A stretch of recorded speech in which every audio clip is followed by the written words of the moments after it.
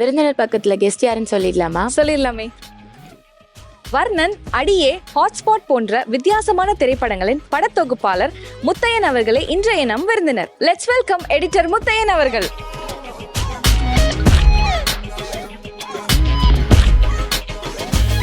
வணக்கம், எப்படி இருக்கீங்க? நல்லா இருக்கேன். நீங்கள் எப்படி இருக்கீங்க? நாங்கள் ரொம்ப நல்லா இருக்கோம். உங்களோட ரீசெண்ட் ரிலீஸ் வர்ணன் பாசிட்டிவான ரெஸ்பான்ஸ் எங்கே பார்த்தாலும் இருக்குது. ஸோ எடிட்டராக எவ்வளோ ஹாப்பியாக ஃபீல் பண்ணுறீங்க? ரொம்ப சந்தோஷம். அதுக்கு ஆக்சுவலாக இது தேங்க்ஸ் சொல்லணும்னா டேரக்டருக்கு தான் தேங்க்ஸ் சொல்லணும். நான் எதிர்பார்த்த அளவுக்கு நல்ல ரெஸ்பான்ஸ் ஆடியன்ஸ்ட்டு வந்து கிடச்சிருக்கு. ஓகே, நான் ஜென்யூனான ரிவ்யூஸ் நிறைய வந்திருக்கு. எடிட்டுக்கும் நிறைய பேர் கொஞ்சம் அப்ரிஷியேட் பண்ணியிருக்காங்க. கொஞ்சம் சந்தோஷமாக இருக்குது. சூப்பர். வெறும் ஒரு சாங் எடிட் பண்ண போய் மொத்தம் படத்தையும் எடிட் பண்ண சொல்லிட்டாங்களாமே, அது என்ன கதை? அதுக்கு முன்னாடி என்ன நடந்தது? ஆக்சுவலாக வந்து இந்த படத்தில் நெகட்டிவ் ரோல் ஒருத்தர் நடிச்சிருப்பார், சங்கர்னு சொல்லிட்டு ஒருத்தர். அவங்க தான் எனக்கு கேட்டிருந்தாங்க, இந்த மாதிரி ஒரு சாங் ஒன்று எடிட் பண்ணணும், அர்ஜென்ட்டாக அது பண்ணி ப்ரொடியூசருக்கு ஏதோ காட்டணும் அப்படின்னு சொல்லிட்டு கேட்டிருந்தாங்க. நான் சாங் எடிட் பண்ணுறதுக்காக தான் நான் போயிருந்தேன். சாங் எடிட் பண்ணி கொடுத்துட்டு ஓகே, டேரக்டர் வந்து பார்த்தாங்க, ஹாப்பி ஆகிட்டாங்க. அன்றைக்கி ஓகேன்னு சொல்லிட்டு நான் அன்றைக்கி முடிஞ்சு நான் கிளம்பிட்டேன். அங்கேருந்து ஒரு 1 வீக் கழித்து எனக்கு கால் பண்ணி, நீங்களே ஃபுல் படத்தையும் பண்ணி கொடுத்துறீங்களா அப்படின்னு கேட்டாங்க. ஓகே, எனக்கு ஏன்னா அது வரைக்கும் நான் அசிஸ்டன்ட் எடிட்டராக தான் ஒர்க் பண்ணிகிட்டு இருந்தேன். திட்டம் 2ன்னு ஒரு படத்தில். சடனாக இந்த படம் கிடச்சிச்சு எனக்கு. ஓகேன்னு சொல்லிட்டு ஸ்டார்ட் பண்ணோம். கரெக்டாக அந்த ஸ்டார்ட் பண்ண டைமில் தான் corona time. Full and full corona டைமில் தான் ஒர்க் பண்ணுவோம். இந்த படம் ஆன்லைனில் தான் ஃபுல்லாக நாங்கள் எடிட் பண்ணி அனுப்புவோம். அவர் பார்த்துட்டு ஓகே பண்ணுவார். இப்படி ஃபுல் அண்ட் ஃபுல் ஃபோன்லேயே தான் கான்வர்சேஷன் நடந்துகிட்டே இருக்கும். கரெக்ஷன்ஸ் எல்லாமே வந்து ஆல்மோஸ்ட் எல்லாமே ஒரு 10 days எடுத்து ஃபைனல் ஒர்க் மாதிரி ஒன்று பண்ணி கொடுத்தா அவங்களுக்கு ரொம்ப பிடிச்சிருச்சு. ஓகே. நேரில் ஸ்டுடியோவில் எடிட் பண்ணாலே டேரக்டரோட நிறைய பிரச்சனைகள் வரும் எடிட்டிங்கில். ஸோ நீங்கள் ஆன்லைனில் பண்ணுறப்ப என்னென்ன குழப்பங்கள் சண்டைகள்லாம் வந்துச்சு? குழப்பங்கள்னா மோஸ்ட்டாக ஃபோனுன்றதுனால ஈஸியாக அவங்கள நம்ம இது பண்ணிடலாம், கன்வின்ஸ் பண்ணிடலாம், ஏமாத்திடலாம். ஆமாம். நேரில்டா கூட அது ஒரு பெரிய ஆர்கியூமெண்ட் ஆகும், தேவையில்லாத இதெல்லாம் வரும், டாபிக்லாம் வரும். ஃபோன் தான் ஈஸியாக பேசி சமாளிச்சிடலாம். அது ரொம்ப ஈஸியாக தான் இருந்துச்சு எனக்கு, அவர் ஈஸியாக கன்வின்ஸ் பண்ணுறதுக்கு. மோஸ்ட்டாக நான் பண்ண ஒர்க்குக்கு எல்லாமே அவர் ஓகே சொல்லிட்டாங்க. ஆனால் ஒரு அசிஸ்டன்ட் எடிட்டராக இருந்து ஒரு ஃபுல் படத்தோட பொறுப்பே உங்ககிட்ட வருது, ரெஸ்பான்சிபிலிட்டி. அதுவும் நீங்கள் தனியாக உட்காந்து கோவிட் டைமில் ஒர்க் பண்ணுறீங்க. அது சம்டைம்ஸ் வந்து கொஞ்சம் கன்ஃபியூசிங்காகவும் இருந்திருக்கும்ல, ஒரு பெரிய ரெஸ்பான்சிபிலிட்டி அப்படின்றது இருந்திருக்கும்ல. எனக்கு அது ரெஸ்பான்சிபிலிட்டி இருந்துச்சு. எனக்கு நான் ரொம்ப நாளாக வெயிட் பண்ணிக்கிட்டு இருந்த ஒரு சான்ஸ் அது. எனக்கு அதுக்கு சடனாக கிடச்சிச்சு. அதை நான் அந்த வாய்ப்பை விட்டுறக்கூடாதுன்றதுல ஸ்ட்ராங்காக இருந்தேன். முழுக்க அதில் ஃபுல் எஃபோர்ட் போட்டேன். அதுக்கேற்ற மாதிரி தான் எனக்கு லாக்டவுனாக அமைஞ்சிச்சு. அதை யூஸ் பண்ணிக்கிட்டு கண்டினியூஸாக ஃபுல் அண்ட் ஃபுல் ஃபோக்கஸ்டாக அந்த ப்ராஜெக்ட் பண்ணேன். பண்ணி ஃபைனல் பண்ண ஒர்க் அவுட் ஆச்சு. லாக்டவுனில் நம்மள வெளியே வர வேணான்னு சொல்லிட்டாங்க. உங்கள் படம் வரத்துக்கே ரொம்ப நாள் ஆச்சு. அதோட பெயின் எப்படி இருந்தது? என்னோட ஃபஸ்ட்டு படம் அது. ஆனால் அதுக்கப்புறம் நான் இந்த படம் கொடுத்த கான்ஃபிடென்ட்டில் கண்டினியூஸாக ஒரு 3 படம் பண்ணிட்டேன். ஆனால் இந்த படம் கொஞ்சம் லேட்டாக தான் வந்துச்சு. கொஞ்சம் கஷ்டமாக தான் இருந்துச்சு. ஆனால் ஓகே, அது ரிலீஸ் ஆனதே பெரிய விஷயம் தான். ஏன்னா இப்போ நிறையா படங்கள் வந்து ரிலீஸ் ஆகாமல் ரொம்ப மோசமான நிலைமையெல்லாம் இருக்குது. அந்த விதத்தில் இது ரிலீஸ் ஆனது பெரிய விஷயம் தான். இப்போ வந்து கோவிட் டைமில் வந்து நீங்கள் எடிட் பண்ணீங்க, கிட்டத்தட்ட அது ஒரு 4-5 years ஆயிடுச்சு. ஸோ அப்போ வந்து முழு படம் முடிச்சு வச்சிருப்பீங்க. பட் இப்போ ரிலீஸ் ஆகும்போது இப்போ ஏதாவது சேஞ்சஸ் ஏதாவது பண்ணீங்களா? ஆக்சுவலாக அது அந்த எனக்கே இருந்துச்சு. எனக்கு ஆக்சுவலாக சாட்டிஸ்ஃபைடே ஆகாது அவ்வளோ சீக்கிரம் ஒரு கட்டத்தை இது பட்டது. நான் அப்போ பண்ணேன் ஃபஸ்ட்டு. அதுக்கப்புறம் 2 ப்ராஜெக்ட் ஒர்க் பண்ணதுக்கப்புறம் வந்து எனக்கு நிறைய ஐடியாஸ் மறுபடியும் இதாச்சு, நிறையா டெவலப்மெண்ட். ஏன்னா அப்போ பண்ணியிருந்ததுக்கு இப்போது நிறைய எக்ஸ்பீரியன்ஸ் ஒன்று வந்திருக்கும்ல. இப்போ எனக்கு வாண்டடாக நான் அதை கேட்டுக்கிட்டே இருந்தேன் அவங்கக்கிட்ட. எனக்கு கொஞ்சம் கொடுங்க, நான் பண்ணித்தரேன், நான் 100 வருஷம் நான் பண்ணுறேன், 100 வருஷம் பண்ணுறேன். ஆனால் அது நிறைய ப்ரொடக்ஷன் இஷ்யூஸ்னால கொஞ்சம் பண்ண முடியாது அப்படின்ற மாதிரி சுச்சுவேஷன்ஸ் வந்துச்சு. இருந்தாலும் சண்டை போட்டு கண்டினியூஸாக பேசி என்னால் முடிஞ்ச அளவுக்கு ஒரு சில கரெக்ஷன்ஸ்லாம் பண்ணி அப்டேட் பண்ணோம். அது நிறையவே ஒர்க் அவுட் ஆச்சு நிறைய இடங்கள்ல. அதுக்கப்புறம் டேரக்டர் எனக்கும் அதனால ஒரு பெரிய ஆர்குமெண்ட்டே நடந்துச்சு. எனக்கு ஒரு வாய்ப்பு கொடுங்கன்னு சொல்லிட்டு நான் கரெக்ஷன் பண்ணுறேன் அப்படின்னு சொல்லிட்டு அது கடைசியில் பண்ணோம். என்னென்ன ஆர்கியூமெண்ட்ஸ் வந்துச்சு? என்னென்ன கரெக்ஷன்ஸ் பண்ணீங்க நீங்கள்? ஆர்குமெண்ட்ஸ்னால் இப்போது ஒரு கேரக்டருக்கு இம்பார்ட்டன்ஸ்னு ஒன்று இருக்கும். இந்த படத்தில் வந்து கிட்டத்தட்ட ஒரு 12 கேரக்டர்ஸ், முக்கியமான கேரக்டர்ஸ் இருப்பாங்க. அந்த 12 கேரக்டரோட ஆர்க்கை டிசைன் பண்ணுறது ஒன்று இருக்குது. ஆடியன்ஸுக்கு கரெக்டாக அந்த எமோஷனை கன்வே பண்ணணும் அப்படின்ற ஒரு ரொம்ப டிஃபிகல்ட்டான ஒரு சுச்சுவேஷன் இருந்துச்சு. அதுக்கு முன்னாடி இருந்த வருஷன்லேயே எனக்கு அது நிறையவே ப்ராப்ளம் இருந்துச்சு. அது இந்த ஒரு 2 years கழித்து நான் அதை பார்க்கும்போது அதில் நிறைய எனக்கு ப்ராப்ளம்ஸ்லாம் இருந்துச்சு. அதெல்லாம் கரெக்ட் பண்ணலாம்னு சொல்லிட்டு தான் அந்த கரெக்ஷன்ஸ் பண்ணலாம்னு சொல்லிட்டு நான் அவர்கிட்ட ப்ரெஷர் பண்ணேன். அது அவங்களும் அக்செப்ட் பண்ணிக்கிட்டாங்க ஒரு கட்டத்துக்கு மேலே. அக்செப்ட் பண்ணிட்டு பண்ணோம் அந்த கரெக்ஷன். ஒரு வகையில் வந்துட்டு படம் கொஞ்சம் லேட்டாக ரிலீஸ் ஆனது உங்களுக்கு ஒரு வகையில் ஒரு அட்வான்டேஜ், இன்னும் கொஞ்சம் ஆமாம் பெட்டர் வெர்ஷன் உங்களால் கொடுக்க முடிஞ்சது இல்லை? ஆமாம் ஆமாம். எவ்வளோ வெர்ஷன் கட் பண்ணி இது எத்தனாவது ஃபைனல் வெர்ஷன்? இதுக்கு ஒரு நான் ஃபைனலாக காட்டாமல நான் மட்டுமே கண்டினியூஸாக பண்ண வெர்ஷன்ஸ் மட்டுமே எனக்கு தெரிஞ்ச ஒரு 10 வெர்ஷன்ஸ் பண்ணியிருப்பேன் நான். ஓகே. பண்ணி நானே ஒரு வாட்டி ஃபுல்லாக பார்ப்பேன் படத்தை. கிட்டத்தட்ட இந்த படத்தெல்லாம் வந்து ஒரு 1000 டைம்ஸ் மேலே பார்த்துருப்பேன் நான். இது பொதுவாகவே எல்லா எடிட்டர்ஸ்க்கும் இது நடக்கும். நீ யார்கிட்ட கேட்டாலும் சொல்லுவாங்க, அவங்க ஒரு படத்தை வந்து நிறைய வாட்டி பார்ப்பாங்க படத்தை. எல்லாரும் அவங்க தான் இருக்கிறதுலே அதிகமாக பார்த்துருப்பாங்க. அந்த மாதிரி இந்த படத்தை நிறைய வாட்டி பார்த்துருக்கேன். பார்த்துட்டு அந்த கரெக்ஷன்ஸ் பண்ணி அப்டேட் பண்ணி எனக்கு இது ஓகே சாட்டிஸ்ஃபைடு ஆகிடுச்சு அப்படின்னு தெரிஞ்சதுக்கப்புறம் தான் நான் அவர்கிட்ட காட்டுவேன். நீங்கள் ஒரு எடிட்டராக ஒரு சீன் பார்த்து டேரக்டர் இந்த சீன் சூப்பராக பண்ணியிருக்காருன்னு யோசிச்ச சீன் எந்த சீன்? இதில் வந்து ஆக்சுவலாக இந்த ஐடியாவாகவே வந்து எனக்கு இது ரொம்ப பிடிச்ச ஒரு ஐடியா தான். இது தண்ணி விஷயத்த வந்து இப்படி இந்த மாதிரி ஒரு பேட்டர்னில் காட்டலாம் அப்படின்ற அந்த ஐடியாவே வந்து ஒரு டிஃப்ரெண்ட்டான ஒரு ஐடியா தான். இதில் வந்து எனக்கு அந்த god point of view narration ஒன்று பண்ணியிருப்பாங்க. அந்த ஐடியாவே எனக்கு ரொம்ப பிடிச்சிருக்கும். இந்த ஐடியாவில் இந்த கதையை நரேட் பண்ணலாம் அப்படின்னு சொல்லிட்டு அது ஒர்க் அவுட் ஆச்சு. அது எனக்கு ரொம்ப பிடிச்சிருந்துச்சு. இந்த படத்தில் வந்து ஒரு ஹைலைட்டான விஷயமே அந்த டேங்க் ஃபைட்டு தான். ஸோ அது வந்து எடுக்கிறது டேரக்டர் அவரோட பாயிண்ட்லேருந்து எடுத்திருப்பாரு, சினிமாட்டோகிராஃபர் அவருக்கு ஏற்றது எடுத்து கொடுத்துருப்பாரு. பட் கடைசியாக அந்த வந்து இருக்கிறது உங்களோட அந்த எடிட் சூட்டில் தான். ஸோ நீங்கள் தான் அதை அழகாக ப்ரெசென்ட் பண்ணி ஆகணும். அது ஃபைனலி அதை அழகாக ப்ரெசென்ட் பண்ணிட்டீங்க. பட் அதுக்கு பின்னாடி அந்த மெனக்கெடல் எப்படி அதை உட்காந்து அதை எடிட் பண்ணீங்க? ஆமாம், ஆக்சுவலாக அந்த இடத்துல வந்து நிறைய ரஷ் இருக்கும். கிட்டத்தட்ட அந்த சீக்வன்ஸ் வந்து அந்த ஃபைட் சீக்வன்ஸ் மட்டுமே ஒரு 7 minutes இருக்கும். அந்த ஃபைட் சீக்வன்ஸ் அந்த டேங்க் மேலே ஸ்டார்ட் ஆனதுக்கப்புறம் அது வந்து அதுக்கு முன்னாடி நான் பார்க்கும்போது ஃபுட்டேஜாகவே அது வந்து ஒரு 2 hours கிட்ட இருந்துச்சு. அவ்வளோ ரஷ் இருக்கும். ரஷ்ஷாக அதெல்லாம் ஃபுல்லாக பார்த்து தான் ஃபைட் சீக்வன்ஸ் ஆப்வியஸாக ஃபைட் சீக்வன்ஸ் எல்லாமே ஹை ஸ்பீட் ஷாட்ஸ் அது இதுன்னு நிறைய எடுத்திருப்பாங்க. அதை ஸ்டண்ட் மாஸ்டர்ஸ் அதை சூப்பராக கோரியோ பண்ணியிருந்தார். அதை அவங்க அங்கே அவ்வளோ ரிஸ்க் எடுத்து பண்ணியிருந்தாங்க. நான் ஆக்சுவலாக ஷூட்டிங் ஸ்பாட்டில் இல்லை. நான் கதை ஃபைனல் இது பண்ணதுக்கப்புறம் தான் நான் உள்ளே வந்திருந்தேன். ஆனால் எனக்கு அந்த ரஷ்ஷை பார்க்கும்போது அவங்க எவ்வளோ அதுக்காக மெனக்கெட்டுருக்காங்க அப்படின்றது தெரிஞ்சிச்சு. ரொம்ப கஷ்டப்பட்டுருந்தாங்க. அதுவும் இது ஒரு 3 நாளில் ஷூட் பண்ணியிருந்தாங்க. ஃபஸ்ட்டு 2 நாள் ஷூட் பண்ணிட்டு அதுக்கப்புறம் ஒரு பெரிய ப்ராப்ளம் ஆகி அது அப்படியே ஸ்டாப் ஆகிடுச்சு. அதுக்கப்புறம் வந்து கேள்விப்பட்டோம். ஆமாம், அது அப்படி அந்த ப்ராப்ளம் ஆகி ஸ்டாப் ஆகிடுச்சு. அப்புறம் மறுபடியும் அதே இப்போ என்னென்னா அது ரிஸ்க் என்னென்னா இப்போது அதே டேங்க் கிடைக்கல, இப்போ அதை மேட்ச் பண்ணுறதுக்கு ஒன்று பண்ணணும் அப்படின்ற ஒரு சுச்சுவேஷன்லாம் க்ரியேட் ஆச்சு. அதையும் மேட்ச் பண்ணி ஷூட் பண்ணியிருந்தாங்க. அது வேற இடத்துல அது யாருக்குமே தெரியவே தெரியாது. அதை நாங்கள் எடிட்டில் மேட்ச் பண்ணியிருப்போம். அப்படி அது தெரியவே தெரியாது. எப்படி அது செட் ஏதாவது போட்டாங்களா இல்லை சிமிலர் அதே டேங்க் தான், ஆனால் வேற ஒரு இடம் அது டோட்டலாக. ஓகே. அது நிறைய இடங்க அங்கங்கே பேட்ச் மாதிரி எடுத்து அதை மேட்ச் பண்ணியிருப்போம். அது செமையாக ஒர்க் அவுட் ஆயிருந்துச்சு. சார், ஒரு 2 மணி நேரம் ஃபுட்டேஜை ஒரு 7 நிமிஷமாக குறைக்கிறது எவ்வளோ பெரிய கஷ்டமான விஷயம். இது வேணாம் இது வேணும்னு எப்படி முடிவு பண்ணீங்க நீங்கள்? எடிட்டராக வந்துட்டோம்னாலே நம்மளுக்கு ஒரு பெரிய ரெஸ்பான்சிபிலிட்டி வந்துடும். ஏன்னா இப்போது ஆடியன்ஸ் ரொம்ப முக்கியம் நம்மளுக்கு. அவங்க என்ஜாய் பண்ண வைக்கணும். அப்போ நமக்கு வந்து கருணையே இருக்கக்கூடாது. ஃபஸ்ட்டு எது தேவையில்லையோ அதை தூக்கிடணும். அது ரொம்ப ஸ்ட்ராங்காக நம்ம முடிவு எடுக்கணும். அது அந்த ரெஸ்பான்சிபிலிட்டி எடிட்டருக்கு எப்பயுமே இருக்கும். அது எடிட்டர் டேபிளில் உட்காந்துட்டா எல்லாத்துக்குமே அது இருக்கும். ஓகே. அண்ட் இந்த டேங்க் ஃபைட் சீனே வந்து கிட்டத்தட்ட 2 மணி நேரம் இருந்துச்சுன்னு சொன்னீங்க. அண்ட் மொத்த படம் வந்துட்டு எவ்வளோ மணி நேரம் இருக்கும்? ஏன்னா நீங்கள் எல்லாம் முடிஞ்சதுக்கு அப்புறம் தான் ஒரு எடிட்டராக ஜாயின் பண்ணீங்க. ஸோ மொத்த படம் யூஸ்வலாக எவ்வளோ மணி நேரம் எடுத்து வச்சிருப்பாங்க? நான் பார்க்கும்போது 4 hours ஃபஸ்ட்டு ரஃப் வெர்ஷன் ஒன்று பண்ணியிருந்தாங்க. அது 4 hours கிட்ட இருந்துச்சு. நான் வந்து பார்த்ததுக்கப்புறம் ஃபுல்லாக எல்லாத்தையும் அதை கலைச்சிட்டு ஃபுல்லாக எல்லா ரஷ்ஷையும் மறுபடியும் உட்காந்து பார்த்தேன். அதுக்கு ஒரு 2 days எடுத்துக்கிட்டேன். ஃபுல்லாக எடுத்து எல்லா ரஷ்ஷையும் பார்த்துட்டு என்னென்ன எடுத்திருக்காங்க, என்ன ஐடியாவாக எடுத்திருக்காங்க அப்படின்னு பார்த்துட்டு, பொதுவாக ஸ்கிரிப்டில் வந்து 100% ஸ்கிரிப்டில் இருக்குன்னா அதை எடுத்துகிட்டு வர்றதுக்கு வந்து மோஸ்ட்டாக எனக்கு தெரிஞ்சு எல்லாருமே வந்து ஒரு 60% தான் அதை அச்சீவ் பண்ணுவாங்க. பாதி அந்த எடிட் டேபிளில் வந்து ஒன்று நடந்து அங்கே தான் ஃபைனல் இதாகும். ஆனால் இந்த படத்தில் வந்து பட்ஜெட் இஷ்யூஸ் அது இதுன்னு நிறைய இருந்துச்சு. ஆனால் முடிஞ்ச அளவுக்கு அதை ஒரு 75% அவங்க எடுத்துகிட்டு வந்துட்டாங்க. அதெல்லாம் இருந்துச்சு அந்த ரஷ்ஷில். அதை வச்சு நான் ஒரு வருஷன் எனக்கு நிறைய ஐடியாஸ் கிடச்சிச்சு. அதை வச்சு நான் ஒரு வருஷம் ட்ரை பண்ணேன். இந்த டேங்க் ஃபைட் வந்து எப்படி ஒரு ஹைலைட்டான விஷயமா பேசணுமோ அதே மாதிரி இந்த சிங்கிள் ஷாட்டான விஷயம். அது சிங்கிள் ஷாட் தான், ஆனால் நீங்கள் டேங்க்குக்கு அந்த பேட்ச் ஒர்க்லாம் பண்ணிங்களா? அந்த மாதிரி இதில் ஏதாவது கிமிக்ஸ் பண்ணியிருக்கீங்களா இல்லை சிங்கிள் ஷாட்டே தானா? இது ஆக்சுவலாக சிங்கிள் ஷாட்டா. இதில் வந்து டேரக்டரு, கேமராமேனு, ஸ்டண்ட் இவங்க 3 பேர் சேர்ந்து தான் அந்த மேஜிக் பண்ணியிருக்காங்க. அந்த 6 minutesக்கு அந்த ஃபுட்டேஜை வந்து அதை ஸ்டார்ட் பண்ணி அங்கேருந்து வந்து அதை பக்காவாக பிளான் பண்ணி ஸ்கெட்ச் பண்ணி அதை பண்ணியிருந்தாங்க. அது ஆக்சுவலாக நல்லாவே ஒர்க் அவுட் ஆயிருந்துச்சு. அது முழுக்க சிங்கிள் ஷாட். அது ஒரே இதில் பண்ணல, எதுவுமே எதுவும் பண்ணல. ஓகே. படத்தில் உங்களுக்கு பிடிச்ச சீன் தான் எந்த சீன் சொல்லுவீங்க? எனக்கு ஆக்சுவலாக அந்த ஃபைட் சீன் தான், டேங்க் ஃபைட் சீன் தான் எனக்கு பிடிக்கும். அப்புறம் அந்த இன்டர்வல் பிளாக் முன்னாடி ஒரு இந்த சுண்டக்காஜி மாட்டர் சீக்வன்ஸ்னு ஒன்று இருக்கும். அங்கே ஒரு ஹை பாயிண்ட் ஒன்று நடக்கும், அந்த இடம் பிடிக்கும். உங்களுக்கும் டேரக்டருக்கும் வந்து நிறைய ஆப்வியஸாக வந்து எப்போவுமே எடிட்டருக்கும் டேரக்டருக்கு வந்து அந்த கிளாஷ் ஆகிறது வழக்கம் தான். ஸோ உங்களுக்கு அந்த மாதிரி ஆச்சா? நீங்கள் வந்து இந்த சீன் வேணும்னு சொல்லுவீங்க, அவர் இல்லை இது வேண்டாம்னு சொல்லுவார். அப்படி நீங்கள் சொல்லி வச்ச சீன் ஏதாவது ஒர்க் அவுட் ஆகி தேட்டரில் பயங்கர கிளாப்ஸ் வந்தது அந்த மாதிரி ஏதாவது? பொதுவாகவே டேரக்டருக்கும் எடிட்டருக்கும் ஒரு ஃபைட் நடந்துக்கிட்டே தான் இருக்கும். இப்போ ஹஸ்பண்ட் அண்ட் ஒய்ஃப் மாதிரி தான் சண்டை நடந்துக்கிட்டே இருக்கும் எப்பயுமே. அது அந்த பாண்டிங் இருந்துக்கிட்டே தான் இருக்கும் எந்த டேரக்டராக இருந்தாலும்.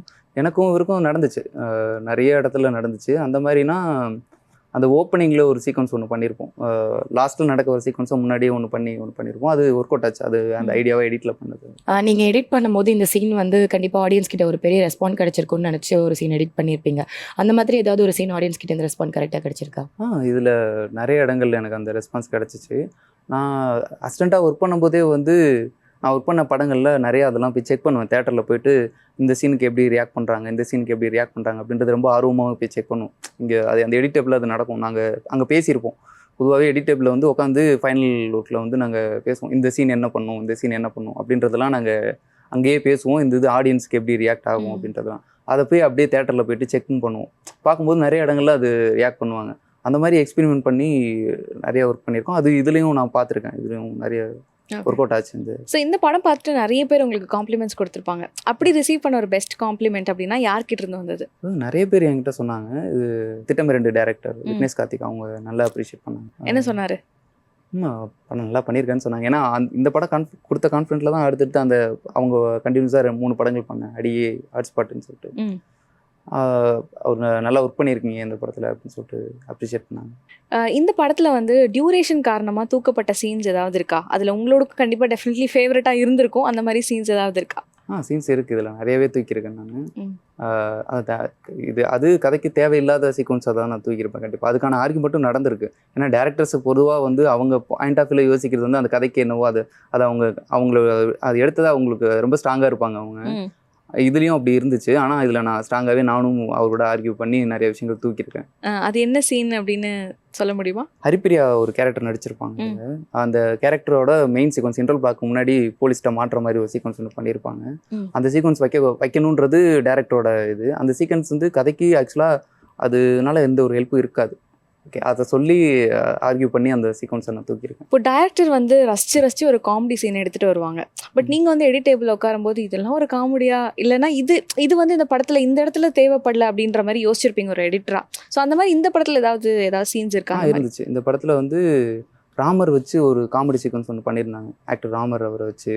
அது ஆக்சுவலாக கதைக்கு அதுக்கும் கொஞ்சம் சம்மந்தமே இல்லாமல் ஒரு தனி ட்ராக்ல இருந்துச்சு. அதை வந்து வாண்டடாக ஆர்கியூ பண்ணி அந்த சீக்வன்ஸை தூக்கணும். அது டேரக்டருக்கு கடைசி வரைக்கும் வைக்கணும்னு தோணுச்சு. ஆனால் எதனால இது எப்படினாலும் கதைக்கு ஒட்டி வரல, ஏன் டேரக்டர் அதை வைக்கணும்னு சொன்னார்? ஏன்னா அந்த காமெடி ஒர்க் அவுட் ஆகுதுன்ற, அந்த கதைக்கு அந்த காமெடி அந்த இது ஒர்க் அவுட் ஆகும் அப்படின்றதுல அவர் ஸ்ட்ராங்காக இருந்தாங்க. ஆனால் எனக்கு அந்த கேரக்டர் இந்த கதையில் தேவையில்ல அப்படின்ற ஒரு ஃபீல் இருந்துச்சு. அதனால் அந்த விஷயத்தை தூக்கணும். வர்ணன் படம் தான் வந்துட்டு கிட்டத்தட்ட ஃபர்ஸ்ட் நீங்கள் பண்ணீங்க, பட் அது லேட்டாக ரிலீஸ் ஆச்சு. அதுக்கப்புறம் வந்துட்டு 2 படம் பண்ணேன்னு சொன்னீங்க. என்னென்ன படங்கள் அது? அடியே, ஹாட்ஸ்பாட்னு சொல்லிட்டு 2 படம் பண்ணியிருக்கேன். ஸோ அதோட எக்ஸ்பீரியன்ஸ் பற்றி. அடியே வந்துட்டு இப்போ இதுவே நம்ம இவ்வளோ பேசுகிறோம், இவ்வளோ மணி நேரம் இருந்தது, அதுலேருந்து இவ்வளோ ட்ரிம் பண்ணோம். அடியே பார்க்க போனால் 2 பேரலல் யூனிவர்ஸில் நடக்கிற ஒரு ஸ்டோரி. அதெல்லாம் எப்படி எடிட் பண்ண சேலஞ்சிங்காக இருக்குமா, அது ஈஸியாக இருக்குமா, எப்படி இருக்கும் அது? ஆக்சுவலாக அது முன்னாடி ஸ்கிரிப்ட்லேயே நான் பொதுவாக எனக்கு ஸ்கிரிப்டில் ஒர்க் பண்ணுறது ரொம்ப பிடிக்கும்.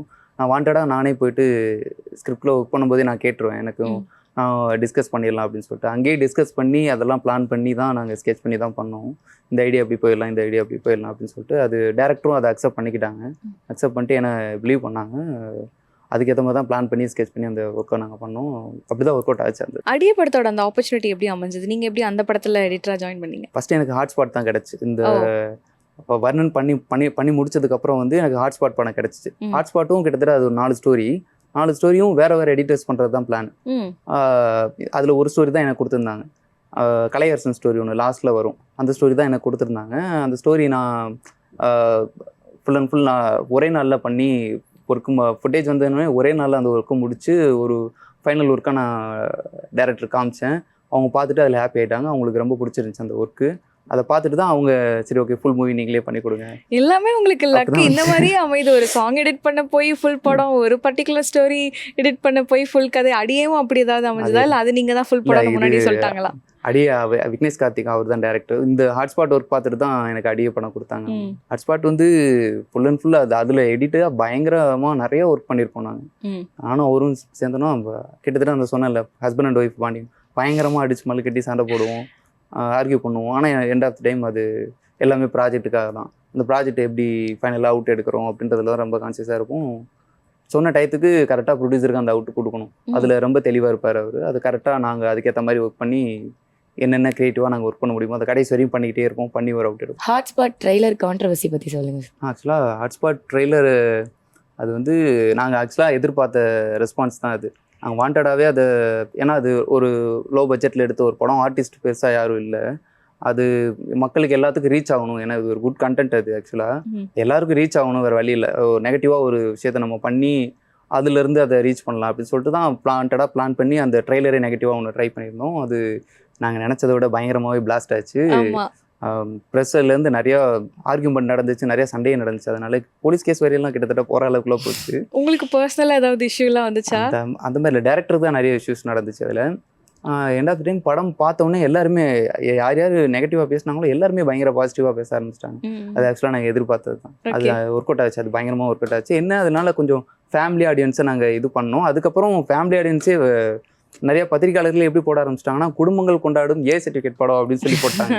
அது பயங்கரமாக அதுக்கு இது கிடச்சிச்சு அந்த. ஓகே. ஸோ அப்படி மொத்தமாக நீங்கள் எடிட் பண்ணும்போது ரொம்ப சேலஞ்சிங்கான ஏதாவது ஒரு சீன் இருந்தா, லைக் இந்த இடத்துல நான் எடிட் பண்ண நான் ரொம்ப ஸ்ட்ரகிள் பண்ண ஒரு எடிட்டரா அப்படின்ற மாதிரி? ஹாட்ஸ்பாட்டில் சாண்டி கதை ஒன்று வரும், அது வந்து பிரதர் சிஸ்டர் லவ் அந்த ஃபீல்டில் இருக்கும். அந்த கதை எடிட் பண்ணுறது ரொம்ப டஃப்பான ஒரு இதில் இருந்து, ஏன்னா அது ஆடியன்ஸ் கொஞ்சம் பேசுறதுனாலும் ஒரு மாதிரி தப்பாக கம்மி ஆகிடுது.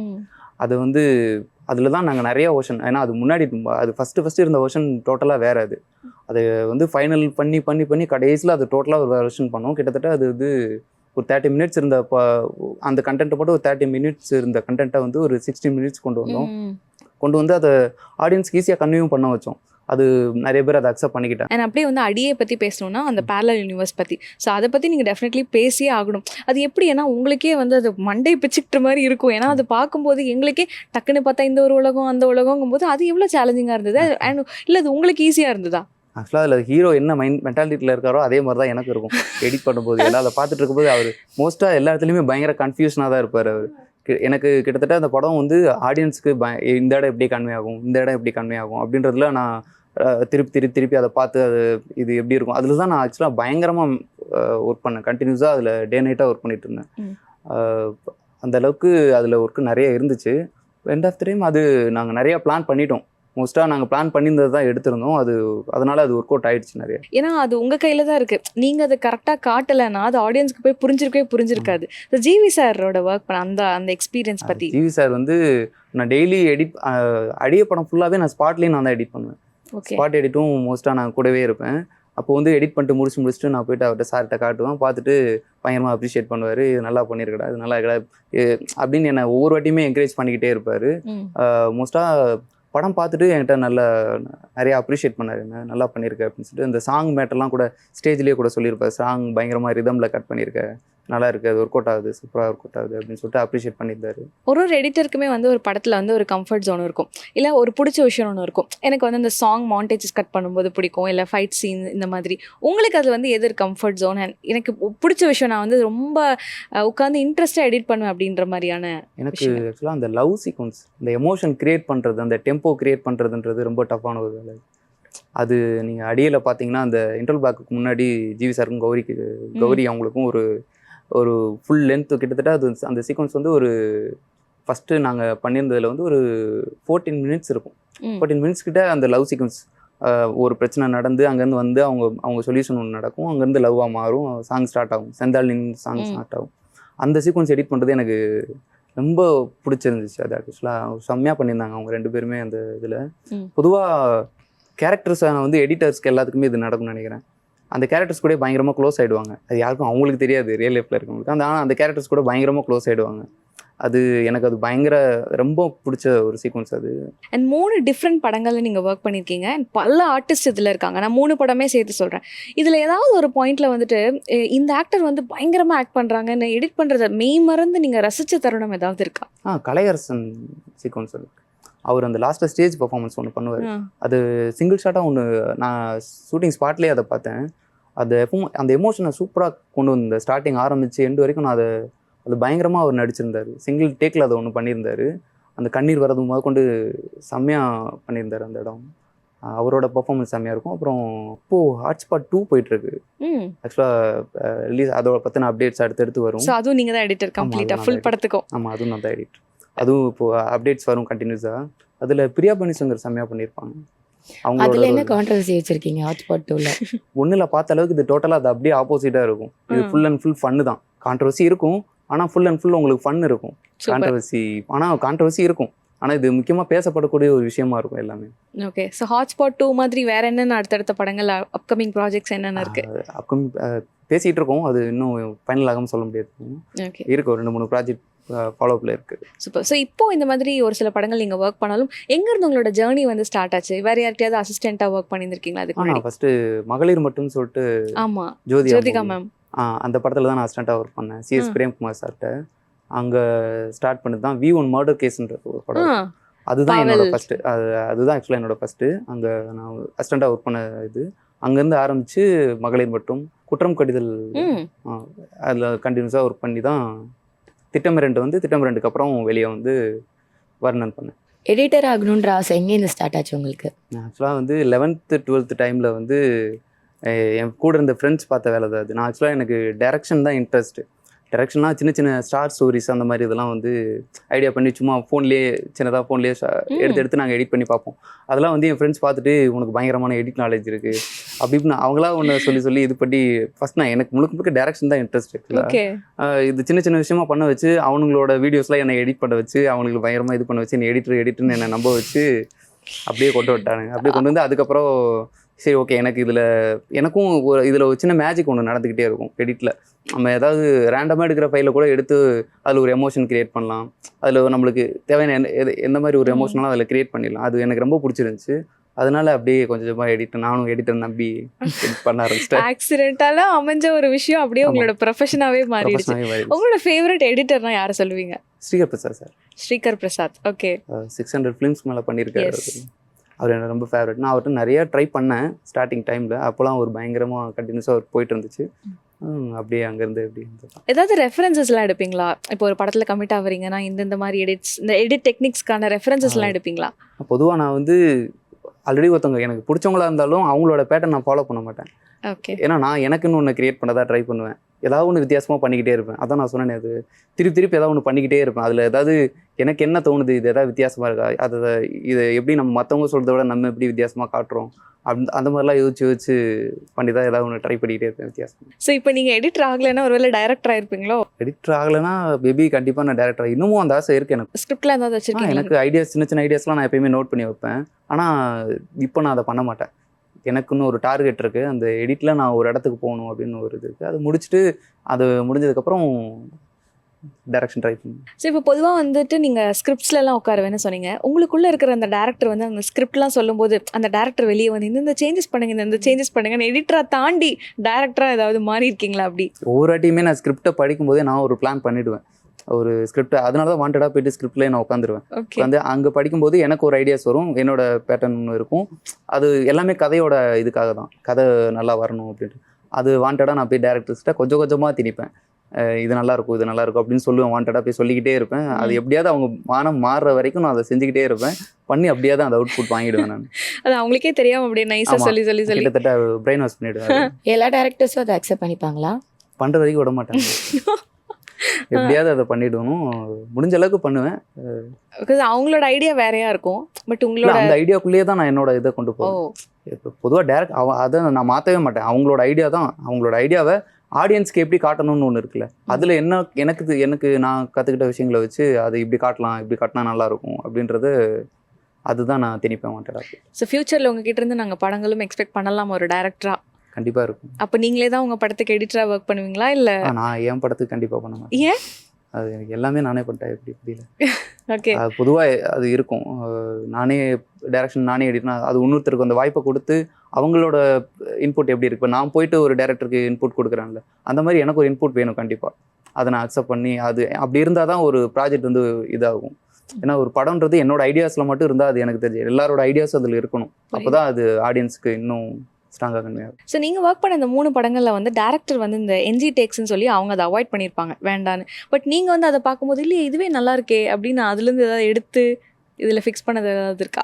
அந்த மாதிரி நடந்திருக்கு, அடியிலேயே நடந்திருக்கு அந்த மாதிரி. ம் அடியே படத்தில் நிறைய இடத்துல அது எஞ்சி சாட் ஆயிருக்கும். ஆனால் எங்களுக்கு இப்போ வாண்டடாக ஒரு இடத்துல இந்த எமோஷன் எனக்கு வேணும், இந்த இடம் கன்வே பண்ணி ஆகணும் அப்படின்ற சுச்சுவேஷனில் நாங்கள் அதை பண்ணியிருக்கேன் நான். அது ஸோ வர்ணன் படமே வந்து கிட்டத்தட்ட ஒரு 10 வருஷனுக்கு மேலே கட் பண்ணேன்னு சொன்னீங்க. பட் அடியே படத்தை வந்து எவ்வளோ வருஷன் நீங்கள் கட் பண்ணீங்க?